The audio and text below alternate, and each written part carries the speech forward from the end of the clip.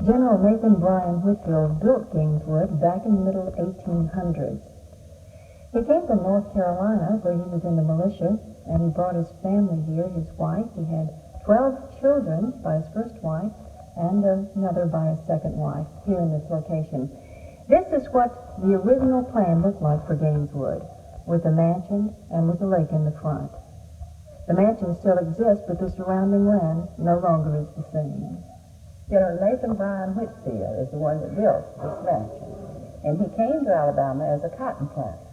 He had all these natural talents as an architect, painter, and musician. He was his own architect, his own builder, and built the mansion with slave labor. He designed everything that's in the mansion, all the plaster work, and all of that. Now, he actually started out in a two-room cabin with an open hall called the dog trot. Now, that is actually part of this mansion. Part of the mansion. And that's where our tour starts, is in the original dog trot. And George Strother Gaines, who was an Indian agent here, built the cabin. And General Whitfield bought the cabin from him and moved his family into just a little 2 rooms with an open hall called a dog trot. And when he came here, did he have the 12 children at that time? No, he only had about 5 at that time. We really don't know exactly how many. So he was building this mansion for his family? For his family. What are some of the interesting points of the house?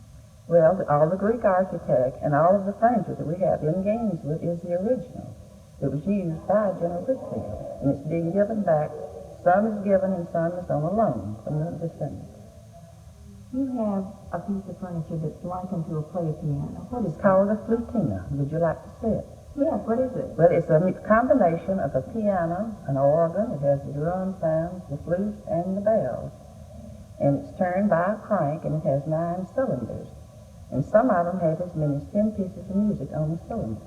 And we have all 9 of them. Whitfield designed this? He designed it, but it was built by a man by the name of George Hicks in Brooklyn, Long Island. So this is not a common musical instrument? No, it's very rare.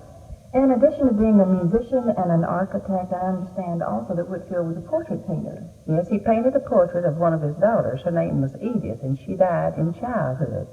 And General Whitfield painted a portrait of her from memory after she had died. And her picture hangs in the parlor over the piano that our ghost trips up the stairs at midnight and plays. You mean there's actually a ghost in the mansion? Gaineswood has its own private ghost, and her name is Evelyn Carter, and she comes up the stairs at midnight and plays the piano. And people have actually heard her playing the piano. So they say. We haven't. Tell me about some of the architecture here, the columns and the domes. Well, we have the 3 different styles, the Corinthian and the ballroom. Out front you see the plainer columns, the Doric, and then here we have the Ionic. So it's all Greek architecture. And what about the domes? And were these made, were the columns made, and were the domes made here on the plantation? Everything was done right here on the plantation, and he had 1,400 acres here. Even all the plaster work. He made his own forms, his own design, and it was all built with slave labor.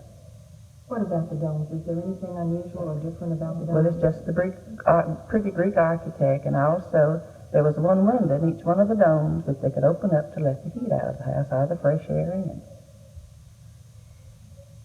There are several portraits around the house. There's a portrait of he and his, is that his first or second wife in the bedroom? We have one of the first wife and also one of the second wife. He was married twice, and both of them's names were Elizabeth.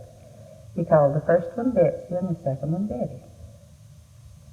The ballroom is considered the most important room in the house. It's one of the most beautiful rooms in the United States, and it has the gorgeous Corinthian columns.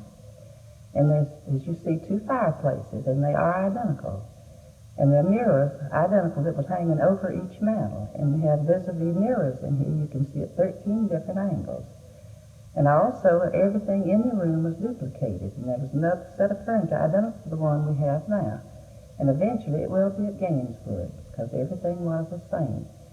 And the windows that you see here are called jib windows. It's a combination door and window. The lower sash raises up, the wood part slides back into the hot wall, and that's the way they got out onto the porches and the formal gardens. There probably were a lot of parties here. There probably were, quite a few balls. A great deal of entertaining. And out front, in front of the, out on the lawn, there was an artificial lake, and it was dug by the slaves, and it got its water from an artesian well. Now, what happened to that lake? There was a beautiful lake out in front. We saw it in a picture. Different owners kept selling land away from here. So actually, all that's left of Gaineswood is about 5, maybe 6 acres. That's And all. what surrounds Gaineswood here? Well, around here we have a high school, a football field, a housing project. But back in that time, he had 1,400 acres, nothing but plantation, and he was way out in the country. And DeMarcus was way down on the bluffs of the river at that time. What's the significance of the mansion? Well, it's just one of the most gorgeous architect that you see in the United States, and also it is the most prominent Greek Revival mansion in Alabama.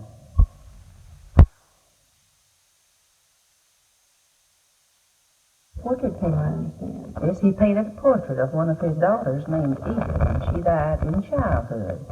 And he painted the portrait after she had died. He painted it from memory, and it hangs over the piano in the parlor.